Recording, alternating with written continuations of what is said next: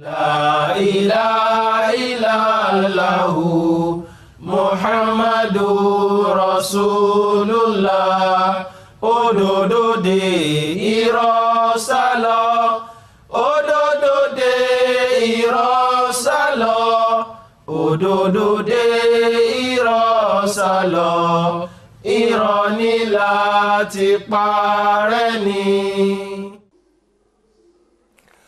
أعوذ بالله من الشيطان الرجيم بسم الله الرحمن الرحيم ẹ̀yin ará wa ńlé a kí yín ní kí àlàáfíà assalamu alaikum wa rahmatullahi wa barakatuh a kí yín káàbọ̀ sórí ètò wa Ohun Islam ní àìsí àní-àní ọ̀pọ̀ wa ó ná ti mọ̀ pé nípasẹ̀ ìjọsìn wọn la fi ní ìbátan tó pé pẹ̀lú Ọlọ́run bí a bá sì ń wo bí ilé ayé ṣe ń yípo tí ó ń lọ tí ó ń bọ̀ a rí pé ọ̀pọ̀ ẹ̀dá òní wọn ka Ọlọ́run ọba kún tí wọ́n fi ọwọ́ yẹpẹrẹ mú ìbátan pẹ̀lú rẹ̀ èyí tó yẹ kí wọ́n jogún nípasẹ̀ à ń sìn láti mọ ọ̀nà pàtó bí a ṣe lè mọ ọ̀nà tí ìbátan wa pẹ̀lú Ọlọ́run bí ó ṣe fẹsẹ̀ múlẹ̀ dáadáa ó náà ni a ṣe rí Islam gbà gẹ́gẹ́ bí ẹ̀bùn láti ọ̀dọ̀ Ọlọ́run ọba láti wá lè mọ bí a ṣe Islam yìí ó náà ni a ṣe fi rán oníṣẹ́ ńlá ànábì wa Muhammad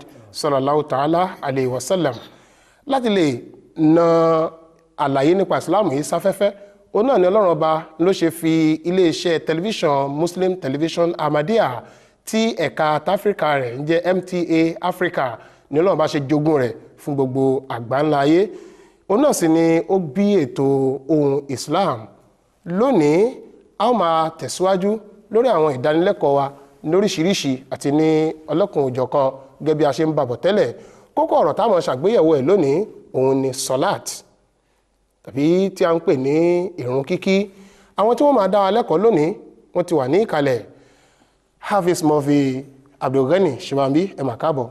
ẹ ṣé olóòtú. Assalamu alaikum wa rahmatullahi wa barakatuh. Wa alaikum salam wa rahmatullahi wa barakatuh. àlejò mi kejì àwọn náà ti wà ń bí Murabbi Nafi Abdulsalam.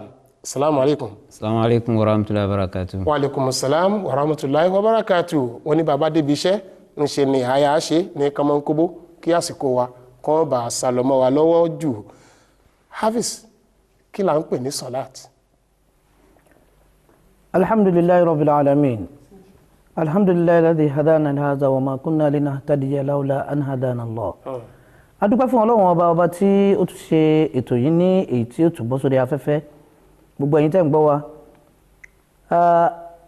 Salat gbogbo ẹni tó bá kọ́kọ́ gbọ́ a máa fi ọkàn lọ síbi ìrun kíkí tó jẹ́ òpó Islam òpó kejì ṣùgbọ́n tá a bá lọ sínú èdè Salat a máa nítumọ̀ oríṣiríṣi tó bá jẹ́ wípé ẹ̀dá ló ń lò sí ẹlẹ́dàá ìjọsìn látọ̀dọ̀ ẹ̀dá sí ẹlẹ́dàá tó dá ohun gbogbo ni tó ń túmọ̀ sí nǹkan tí ó so ẹ̀dá papọ̀ mọ́ Ọlọ́run ọ̀nà gbà ṣùgbọ́n tá a bá jẹ́ wípé Ọlọ́run ọba ló ń lò fún ẹ̀dá àbí àwọn kan nú àwọn màláíkà bá fi ọ̀run ló ń lò fún ẹ̀dá a máa túmọ̀ sí ìrọ̀jò ìkẹ́ àti ìbùkún lórí ẹ̀dá yẹn fàpẹẹrẹ nínú alukurani nínú orí 23 alukurani gbàtọ́ Ọlọ́run ọba máa sọ ó ní a'udhu billahi minash shaitanir rajim bismillahir rahmanir rahim inna Allaha wa malaikatahu yusalluna 'alan nabi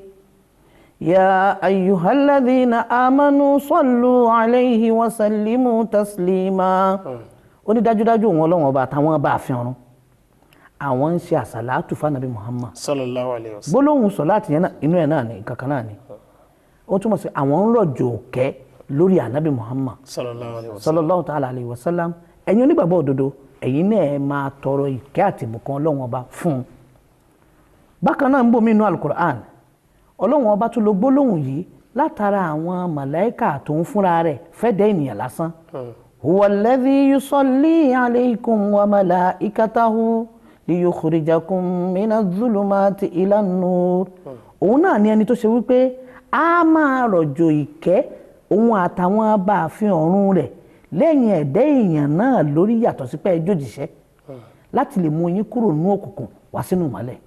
Tá a bá wá sórí òpó kejì Islam tá a mọ̀ sí ìrun kíkí tá à ń pè ní Salat. Sọ́líùn a máa túmọ̀ sí kí nǹkan yára rìn àbí nǹkan tá a gbé sórí iná tó jẹ́ pé iná bò dáadáa ó wá dín àbò di pé ó jóná lórí iná. A máa lo gbólóhùn yìí fún ìrìn àjò ìyára àti ìdàpọ̀ pẹ̀lú Ọlọ́run ọba. Àbí a máa lò fún ooru ìfẹ́ tó wà láàrin ẹ̀dá sọ́lọ́run ọba. So ìrun kíkí òun ni àkàbà tó ṣe wípé èèyàn gùn láti lọ bá Ọlọ́run ọba sọ nǹkan tí bá ń ṣe kíni tí ń dààmú rẹ̀. Nínú àwọn àrọ́bá kan aṣíwájú ẹ̀dá anabi Muhammad sallallahu ta'ala alayhi wa sallam ó ní innal musalliya yunaji rabba. Ó ní ẹni tí ń bá ń kírun ó ń kó àròyé rẹ̀ ó ń kó síwájú ẹlẹ́dàá ni. Níbòmíì ó ní as-salatu ad-du'a. Ó ní as-sala ìrun tẹ́ ń rí yẹn òun gangan làdúà o. Ó ní tẹ́ bá wá wò ó ìrun tẹ́ ń rí yẹn o òun ni was-salatu mukhul ibada. Ìjọsìn tá ní a máa ṣe ọpọlọ tó mú dúró ìrun ni. So ìrun ṣe pàtàkì ìrun ṣe kókó làdísì yẹn ń sọ. Jazakallah. Ẹ̀yin olùgbọ́ wa ńlé a ti gbọ́ kí ni ìtumọ̀ ìrun a sì ti gbọ́ oríṣiríṣi rẹ̀ èyí tó wà gẹ́gẹ́ bí ìlò èdè àti bí wọ́n ṣe wọnú ara wọn. A fi ń súnmọ́ Ọlọ́run ọ̀nà kan pàtó tá a fi ń ní ìbátan pẹ̀lú Ọlọ́run òun ni ìrun. Mọ́rọ́bí Abdulsalam, báwo ni ìrun yìí ṣe wá ṣe pàtàkì tó gan-an? Ó báwo ló ṣe jẹ́ ọ̀ranyàn tó gan-an? Nítorí pé gẹ́gẹ́ bí àlàyé tá a kọ́kọ́ gbọ́ ó mú wa ní ìbátan pẹ̀lú Ọlọ́run. Ṣó túmọ̀ sí pé ẹni tí ò bá kírun kò lè ní ìbátan pẹ̀lú Ọlọ́run? Kò túmọ̀ sí pé ẹni tí kò bá nírun kò lè ní ìbátan pẹ̀lú Ọlọ́run. Ṣùgbọ́n ìrun wà fún àwọn tó mọ Ọlọ́run dáadáa láti lè bá rìnrìn àjò gẹ́gẹ́ bí wọ́n ti sọ síwájú. Òjíṣẹ́ ńlá Muhammad sallallahu alaihi wa sallam sọ pé as-salatu mi'rajul mu'mini. Pé ìrun kíkí òun náà ni àkàbà tí olùgbàgbọ́ òdodo tó fi ń gun òkè láti lọ bá Adẹ́dàá rẹ̀. Bákan náà Ànábì jẹ́ kó yé wa pé sallallahu alaihi wasallam àdéhùn kan náà tó wà láàrin Ọlọ́run ọba àti àwọn ẹ̀dá èèyàn òun náà ni ìrun kíkí. Tá bá ti wá rẹ́nikẹ́ni tó fi í sílẹ̀ onítọ̀hún ti kú lẹ́ni tá a lè pè ní olùgbàgbọ́ nínú Ọlọ́run. Látara báyìí a rí i pé ìrun kíkí jẹ́ ọ̀nà kan pàtàkì téèyàn fi ń ní àṣepọ̀ tó dánmọ́rán pẹ̀lú Adẹ́dàá Ọlọ́run ọba tó dá, tó sì tún máa ń mú okùnfà kéèyàn lè rí ìmọ́lẹ̀ àti ṣàṣeyọrí nínú ìgbésí ayé ìṣẹ̀mí ẹ̀dá. Ní ọjọ́ 6 oṣù kẹwàá ọdún tá a wà ń bẹ̀ yìí, Khalifatu Masih Khamis ayadawulahu ta'ala binasiril aziz nínú ìbánisọ̀rọ̀ wọn tí wọ́n ṣe fún àwọn àgbààgbà nínú ìjọ táǹpì ní Ansarullah ní orílẹ̀-èdè UK, kókó tí wọ́n sọ tí wọ́n fi bá àwọn àgbàlagbà wí nínú ìpàdé wọn lọ́jọ́ náà lọ ni pé ìrun kíkí náà ni ọ̀nà àṣeyọrí àtọ̀nà gbàlà fún gbogbo ẹnikẹ́ni tó bá ṣe pé ó dìrọ̀ mọ́ okùn Ọlọ́run. Kódà wọ́n sì jẹ́ kó yí wa pé téèyàn bá ti pé 40 ọdún ohun tó kù tó yẹ kó máa ran kan rẹ̀ òun ni ọ̀run láti ọ̀nà bóun ó sì bá Ọlọ́run ọba Adẹ́dàá rẹ̀ pàdé ní dáadáa. Ọ̀nà kan náà téèyàn sì lè lò láti fi bá Ọlọ́run ọba pàdé òun náà ni ìrun kíkí. Ìdí nìyí tó fi jẹ́ pé ìrun pàtàkì fẹ́ni tó bá jẹ́ ẹni tó nígbàgbọ́ nínú Ọlọ́run. Bàbá rẹ̀ tí ò nígbàgbọ́ nínú Ọlọ́run tí ò kírun, ìyẹn ò sọ pé k'Ọlọ́run má ṣàánú ẹ̀, kò sọ pé k'Ọlọ́run má fún ní jíjẹ, kò sọ pé k'Ọlọ́run má fún ní mímu. Ṣùgbọ́n ààyè ọ̀tọ̀ ni ó wà sí Ọlọ́run nínú ìbáṣepọ̀ tó rinlẹ̀ tá a lè pè ní ìbáṣepọ̀ ẹ̀mí. Ìrun gẹ́gẹ́ bí ìlànà tá a fi ń wá ìsúnmọ́ Ọlọ́run ọba ó ní oríkèéríkèé gẹ́gẹ́ bí ọ̀rọ̀ Imam Mahdi alayhi salatu wassalam wọ́n ṣàlàyé fún wa yí pé ká bí pé Ọlọ́run pè ní iqamatus salah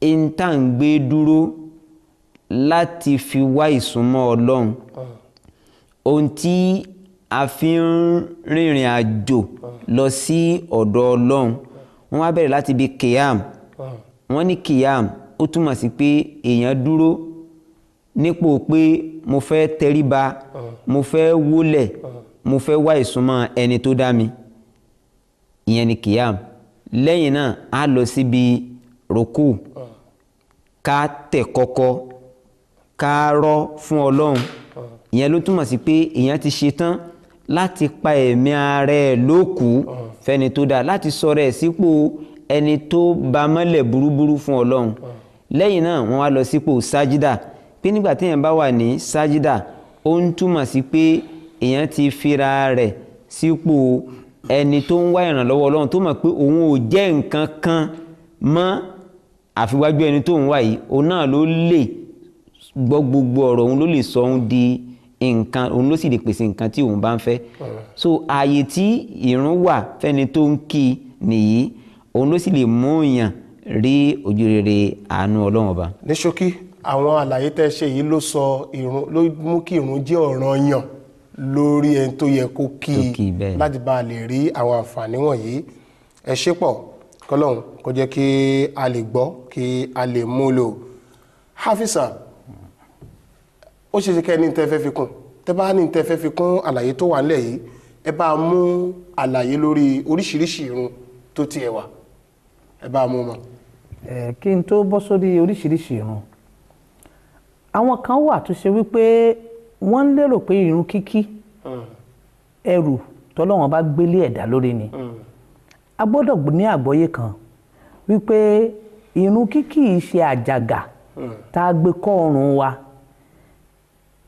kì í ṣe àjàgà tá a gbé kọ́ ọrùn ẹ̀dá pé ó máa kírun ó gbọ́dọ̀ mú kúrò ńbẹ̀ gbọ́dọ̀ mú kúrò ńbẹ̀ òun lẹ́lòmíì máa fi ń wò pé tó bá fẹ́ lọ kírun á kà lọ di alágbá á ṣe rùkú á rùkú ti kírun ìrun kọjá bẹ́ẹ̀ àkọ́kọ́ kì í ṣàjàgà torí pé ìrun jẹ́ nǹkan tó wà láàárín ẹ̀dá tọ́lọ́run bá dá àtọ́lọ́run ìrìn àjò dẹni torí pé ká dúró ká rùkú ká forí kanlẹ̀ ẹ́ nítumọ̀ bó o bá dẹ̀ ṣe nǹkan kan ni torí pé àwọn tó ń rò bí àjàgà yẹn wọ́n gbọ́dọ̀ mọ̀ wípé báwọn ò ṣe kò dín ipò Ọlọ́run ọba kù Allahu Akbar báwọn ṣe kò gbọ́lá fọ́lọ́run ọba àkọ́kọ́ nǹkan tá a gbọ́dọ̀ gbọ́gbọ́ yé nìyẹn pé kí ni ìdí tọ́lọ́run fi gbérun kalẹ̀ ìdí tó fi gbé kalẹ̀ ni wípé káwa tá à ń jẹ́dẹ́ ènìyàn lè ní nǹkan tá a fi nú súnmọ́ òun tá a fi jèrè bá a bá nílànà tá a fi súnmọ́ ó máa nira láti dọ́dọ̀ Ọlọ́run lọ́lọ́run bá fúnra rẹ̀ wá fi gbé kíni ìlànà ọ̀run kalẹ̀ fún àwa ẹ̀dá láti lè di ẹni tí yóò ní ìlànà tí ó lè máa lò ẹ wo ànábì Musa aleyhi salatu wa salam ńgbà tọ́lọ́run ọba fara hàn tán ńgbà tó fi oríṣiríṣi nǹkan hàn Ọlọ́run ọba wá wò pé ìbẹ̀rẹ̀ ló ṣe rí o àti lè débi tó ń lọ nǹkan tí mo lè fún ẹ tó lè fi débi tó ń lọ gangan òun ni pé wa aqimi ssalata li dhikri máa kírun bó o bá ti ń kírun ó máa mọ̀nà tó gbà láti débi ọ̀dọ̀ mi wáyé o. ká tó tẹ̀síwájú bẹ́ẹ̀ ó túmọ̀ sí pé bí àwa mùsùlùmí náà ṣe ń kírun òun náà ni ìrun ṣe wà láàárọ̀ ọjọ́ torí ànábì Musa ṣáwájú òjíṣẹ́ ńlá Muhammad sallam. ṣe rí ọ̀pọ̀lọpọ̀ ni ó máa ń ṣe àṣìgbọ́ wípé bóyá ìrun mùsùlùmí tó tẹ̀lé ànábì Muhammad sallallahu ta'ala alaihi wasallam nìkan lónìí láti pilẹ̀ nínú tiwa o òjíṣẹ́ àkọ́kọ́ ádámà ó kírun ni o Núà náà kírun ni o anábì Ibrahim aleyhi salatu wasalam ó kírun gbogbo àwọn òjíṣẹ́ Ọlọ́run ọba pátápátá débi tànábì Musa aleyhi salatu wasalam ó tiẹ̀ wá nínú ìwé wọn tó jẹ́ pé ó farahàn gédégbé pé àṣẹ tọ́lọ́run ọba pa nìyẹn. ká tó ó ṣeéṣe ká padà wá sórí eléyìí torí pé ọ̀rọ̀ tó kí ó wà nù àlàyé tẹ́ fẹ́ mẹ́nu báwọn àmọ́ ìbéèrè oríṣi ìrun mélòó olóńbẹ a sì padà wá sórí ètò ẹ̀fẹ́ mẹ́nubá. ìrun oríṣiríṣi ló wà ojúlówó ọ̀run ń bẹ tá à ń pè ní ọ̀ranyàn tá à ń pè ní fárúdù ọ̀ranyàn nu bó o bá kí ẹlẹ́ṣẹ̀ ni ọ́. àwọn kan tún wá wà à ń pè wọ́n ní wájib àwọn eléyìí bó o bá kí o dẹ́ṣẹ̀ bákan náà. tó bá mọ̀ọ́mọ̀ má kì. tó mọ̀ọ́mọ̀ pàtì ó dẹ́ṣẹ̀ àwọn kan wà tó jẹ́ wípé àwọn yẹn súnà ni bó o bá kí oore lórí oore ló ń wá. lẹ́yìn ọba kí n kọ́. bó o bá kí o yìí ṣe lẹ́ṣẹ̀ ṣùgbọ́n o ti ń súnmọ́ aláìgbọràn. ìyàtọ̀ wà láàrin aláìgbọràn àtẹlẹ́ṣẹ̀. bẹ́ẹ̀ ni nítorí wípé súnà tá a pè yẹn ọlọ́run ọba fúnra rẹ̀ ti sọ fún wa nínú alukur'an wípé ẹ tẹ̀lé lànà tánàbí gbélé. sallallahu alaihi wasallam. ẹ fi ṣe àwòkọ́ṣe èyí tó jójúlówó ó fẹ́ ukọ̀nu tá à ń pè ní fardu èyí tó jẹ́ wájìbù òun náà ara ó fẹ́ ukọ̀ni ṣùgbọ́n òun kéré sí fardu. fàpẹẹrẹ fardu ni ìrun àṣùbà rákà méjì bẹ̀ rákà mẹ́rin àyílà fardu ni rákà mẹ́rin àlásàrì fardu ni rákà mẹ́ta mọ́gíríbì fardu ni rákà mẹ́rin ìṣáì fardu ni bó o bá jọ̀wọ́ wọn nù tó ń kí nǹkan míì ojúlówó ló ti sọnù ẹlẹ́ṣẹ̀ ni ọ́ aláìgbọràn sí ni ọ́ bákan náà tó bá wá jẹ́ wípé wájìbù inú àwọn wájìbù ni àwọn ìrun bíi wítírì rákà mẹ́ta bíi ìrun rákà méjì ti ìdì tó bá finú fẹ́ dọ̀kọ̀ bóyá ìdì ti ọdún ní ọdún kékeré ni idul fitr àbí idul adha àwọn yẹn tó o bá ti fi lè ṣe é. àti bẹ́ẹ̀ bẹ́ẹ̀ lọ. àti bẹ́ẹ̀ bẹ́ẹ̀ lọ. èmi nǹkan oríṣi ìrun mi nǹkan. èyí tó tún tẹ̀lé òun náà ni ti sunan tí èyí tó jẹ́ ti sunan nìyẹn àwọn ìrun tó ṣe wípé bóyá rákà méjì ká tó kírun àṣùbà sunan anabi muhammad sallallahu alaihi wa sallam ni ó dẹ̀ wà lára àrùn so ìwọ tó bá kọ́lẹ̀ ara àwọn aláìgbọràn ló máa wà kì í lè sọ pé lẹ́ṣẹ̀ ní ọ lọ títí ṣùgbọ́n aláìgbọràn ni torí pé Ọlọ́run bá fúnra rẹ̀ ó ní àgbọ́yélẹ̀ sí ní o in kuntum tuhibbuna Allaha fattabi'uni yuhibbukumullah nǹkan tá a ní ẹ ṣe yìí o tá à ń ṣàlàyé lẹ̀ fún yín ó ní tó bá yẹ pé nítorí pé ẹ nífẹ̀ẹ́ Ọlọ́run ọba lẹ ṣe ń ṣe ẹ gbọ́dọ̀ tẹ̀lé lànà tánàbí ìfilẹ̀ ibòmíì ó ní ma atakumur rasulu fakhudhuhu wa ma nahakum anhu fantahu pé nǹkan tánàbí bá gbé kalẹ̀ fún yín ẹ dì í mú o nǹkan tó bá ní ẹ sára fún ẹ jìnnà sí ara nǹkan tó sì filẹ̀ òun náà là ń pè ní súnà so ẹni tó bá wá sọ súnà Muhammad lẹ̀ sallallahu alaihi wasallam aláìgbọ̀nà ni jẹ́mi lẹ́yìn súnà ńkọ́. èyí tó wá parí ẹ̀ náà òun ni náfìlà yìí ìkànnù àwọn nǹkan téèyàn fi súnmọ́ Ọlọ́run ni bó o ṣe wàá ní súnmọ́ Ọlọ́run bó o ṣe òyìṣẹ́lẹ́ṣẹ̀ nínú àwọn àrọ́bà kan aṣíwájú àdá anábì muhammad sallallahu alaihi wasallam inú hadith kudsi ni wọ́n mú hadith yẹn wá wọ́n ní yataqarrabu abdi bis salat bin nawafili ó ní àwọn ẹrúsìn mi wọ́n á máa ní ìsúnmọ́ wọ́n á tara náfìlà tí wọ́n yàn wọ́n á fi ní ìsúnmọ́ èmi ọlọ́run ọba. àpẹẹrẹ náfìlà òun náà ni ìgbà bá kírun àyílà tán irú rákà méjì àbí rákà mẹ́rin tá a máa mú wá àbí kán bá pèrún àlásàrè kó tó di páàkì rákà méjì tàbí rákà mẹ́rin tá a máa mú wá àbọ̀ pẹ̀lú mọ́gàríbì rákà méjì àbí rákà méjì tá a bá mú wá ìṣáì rákà méjì tó máa ń wá lẹ́yìn. àyẹ̀wò ni tahajjud fọ́ sí. tahajjud fúnra rẹ̀ náfìlà ni orúkọ tí Kùránì pè ní. jazakumullah ẹ ṣé pọ̀ kọ́lọ́n kò ṣe ní àgbọ́yé fẹ́ni kọ̀ọ̀kan wa. Murabi Abdulsalam lóòótọ́ wa ṣàlàyé lẹ́ẹ̀kan pé ọ̀nà ìbáṣepọ̀ òun ni ìrun jẹ́ lọ́nà wo pàtó òun náà ni ìrun ṣe jẹ́ ọ̀nà ìbáṣepọ̀ láàrin ẹ̀dá pẹ̀lú Ọlọ́run. Ìrun gẹ́gẹ́ bí orígun kan nínú ẹ̀sìn Islam òun ni Ọlọ́run yàn láàyò fáwọn ẹrúsìn rẹ̀ láti fi máa wá ìsúnmọ́ rẹ̀ ó dẹ̀ fi yé ẹni tó fi ọ̀rọ̀ náà rán òjíṣẹ́ ńlá Muhammad sallallahu alayhi wa sallam nínú àrọ́bá anabi sallallahu alayhi wa sallam anabi sọ pé as-salatu miftahul janna pé ìrun kíkí òun náà ni kọ́kọ́rọ́ ilé ìdẹ̀ra kọ́kọ́rọ́ àlìjánná léyìí tó ń túmọ̀ sí pé a mọ̀ pé àlìjánná kò tí ì hàn sí wa gbogbo wa la sì ń jẹ̀ràn pé a fẹ́ débẹ̀ ṣùgbọ́n a lè dé àlìjánná láì kú ṣùgbọ́n ọ̀nà tá a gbà láti fi rí àlìjánná wọ̀ nígbà tá a bá kú tán òun náà ni pé ká jọ́sìn fún Ọlọ́run Ọba nípa àrùn kíkí bákan náà nínú alukur'an orí 3 ẹsẹ̀ 140 ọlọ́run ọba ní fàákímù sọ̀láta inna sọ̀láta kanat alal mu'minina kitaban mawquta.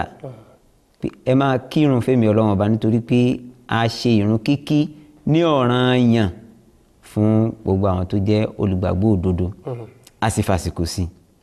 So látara bẹ́ẹ̀ a rí i pé ọ̀ranyàn ni ìrun kíkí òun sì ní ọ̀nà kan náà tá a fi lè rí àánú ọlọ́run ọba.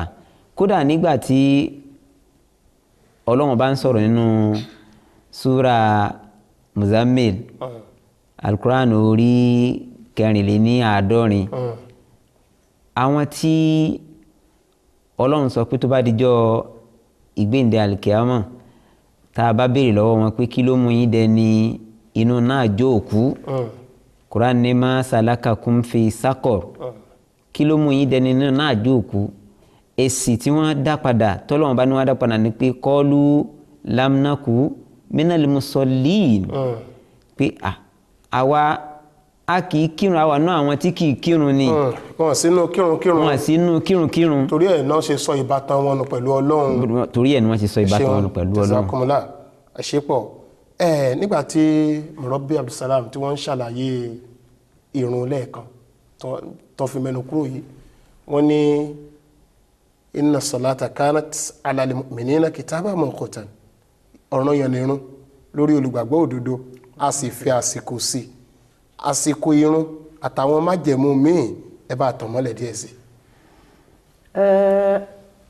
Àsìkò ìrun látàyè aṣáájú ẹ̀dá Ànábì Muhammad sallallahu alaihi wasallam ló ti wà. Ìrun àìlà láti ìgbà tí oòrùn bá ti kúrò látàrí torí ìgbà tí ìrun dé aago tá a fi ń kírun yìí kò sí lásìkò náà. So ẹni tó bá ka bóyá hadith Bukhari, Muslim, Tirmidhi, Abu Dawud, Nisai àtoríṣiríṣi àwọn hadith a rí wípé àlàyé tí wọ́n mú wá òun ni bóòrùn bá wà látàrí bóòrùn bá yẹ̀ látàrí bójìjì bá ti di kíní tó di. Now ẹ jẹ́ ká wo bí irú àyílà tá à ń pè ní zuhur wọ́n nígbà tí òòrùn bá ti yẹ̀ kúrò látàrí títí òjìjí á dọ́gba pẹ̀lú yàn nígbà tó bá ti dé yẹn àsìkò àyílà ti àlèkí àyílà ń gbà náà gbogbo ìgbà yẹn la lè ká àyílà tóòrùn bá yí wà látàrí a ò lè kí àyílà ṣùgbọ́n nígbà tó bá ti yẹ̀ kúrò látàrí àsìkò àyílà ti wọlé. àlàásìrì ńkọ́. àlàásàrì láti ìgbà tí òjìjí tó bá ti di ìlọ́po méjì ibẹ̀ náà àyílà ti. pẹ̀lú ìdúró ẹni tó ní òjìjí yẹn. ẹni tó ní òjìjí yẹn. mọ́gàríbì ó di ìgbà tí kíni tí àtọmọ́kọ tó bá ti fi lè yọ àsìkò mọ́gàríbì ti wọlé. tóòrùn ti wọ̀ tí tọmọ́kọ ti jáde. òun gbọ́dọ̀ wọ̀ kí tọmọ́kọ tó jáde ìkan ṣáájú kan ẹ ṣeun. ìgbà tí a bá ti wá kí mọ́gàríbì tán ìgbà tí ilẹ̀ bá ti wá ṣú àsìkò ìṣáì wọlé. tí tọmọ́kọ ti wọlé. tí tọmọ́kọ ti wọlé tán pátápátá tí òkùnkùn ti wá bolẹ̀. ìṣáà ti bẹ̀rẹ̀. ìṣáì ti bẹ̀rẹ̀. fajiri ńkọ́. ìṣáì wá lọ títí àárín òru lòún parí sí. ṣùgbọ́n àṣùbà kí ìmọ́lẹ̀ àárọ̀ kó tó jáde làṣùbà. tí a bá wá wò àsìkò méjì kan bẹ táì kírun òun ni ìgbà tí kíni òòrùn bá ń yọ lọ́wọ́ nínú Islam àìkírun kankan gbà yẹn àkọ́kọ́ nìyẹn. ìkejì òun ni ìgbà tí òòrùn bá fẹ́ wọ̀. àwọn àsìkò méjèèjì yìí à ń pè wọ́n ní awqat mamnu'a àwọn àsìkò tá a kọ̀ fún ni láti fi orí kanlẹ̀. tá a